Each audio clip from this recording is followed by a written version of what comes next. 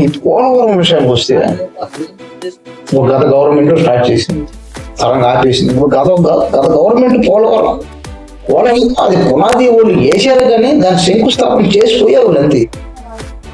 గత గవర్నమెంట్ చూసుకుంటే వాళ్ళు పోలవరం అయితే పెట్టారు కానీ ప్రాజెక్టు వాళ్ళు చేసింది ఏమి లేదు. అందులో మనమే చేసాం 90% వరకు పోలవరం పూర్తయింది. ఇంకో దూరం విలేజ్ చేస్తుంటే ఆ మిగతా కూడా మనం పూర్తి చేసేవాళ్ళం. పోలవరం చూసుకుంటూ ఉంటే ఇప్పుడు చూస్తున్నాం కొన్ని ట్యాక్సీలో, ఇప్పుడు కొన్ని ఛానల్స్ లో కానీ కొన్ని సోషల్ మీడియాలో చూసుకుంటే ఆ ఫొటోస్ ఆ స్క్రీన్లో చూస్తుంటే పోలవరం మనం కంప్లీట్ కనబడుతుంది మన కళ్ళకి. మనం ఎంతవరకు చేసింది, గత గవర్నమెంట్ చేసింది ఎంత, ఈ గవర్నమెంట్ చేసింది ఎంత అనేది క్లారిటీ జనాలకు అర్థమవుతుంది. అసలు పోలవరం ప్రాజెక్టు మనం 90% వరకు పూర్తి చేసాం. దానికోసం మనం కేంద్రం దగ్గరకు వెళ్ళాం. కానీ కేంద్రం వాళ్ళు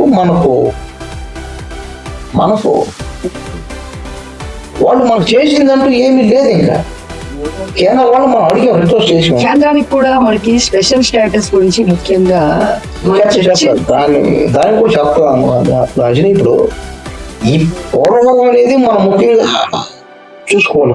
పోలవరం పూర్తయితే ప్రతి పేదోడికి మేలు జరగాలని మాకు. గోదావరి నది జిల్లాల ఆంధ్రప్రదేశ్ మరియు కర్ణాటక మరియు తమిళనాడు జిల్లాల మధ్య ఆ జిల్లాల మధ్య ఇప్పుడు నీళ్ళకు సంబంధించిన వరకు ఏంటంటే ఆ జిల్లా ఈ జిల్లా ఇప్పుడు తెలంగాణ పక్కన ఉంది, కర్ణాటక ఉంది, తమిళనాడు, మహారాష్ట్ర నుంచి మనకు వస్తాయి.